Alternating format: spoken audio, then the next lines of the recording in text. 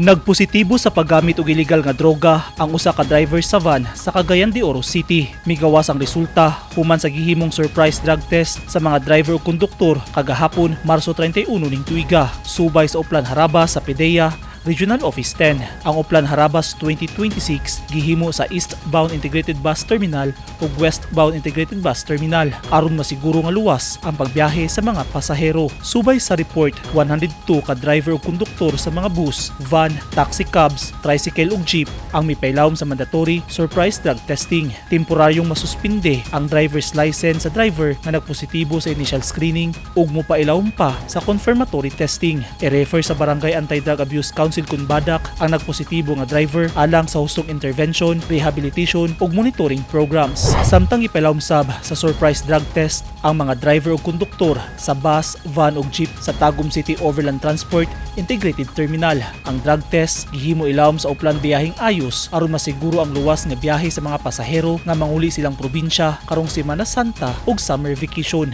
Gipahigayon sa Tagum City Overland Transport Integrated Terminal Module 3 ang drug test sa pakikalayon sa Land Transportation, Franchising and Regulatory Board kun LTFRB, Philippine Drug Enforcement Agency kun PDEA, CEEO, Kadak Tagum, PNP Tagum, inubanan sa suporta sa City Mayor's Office, Traffic Management Unit ug CSU. Eugene Hinutan, Newsline Philippines. Stay safe.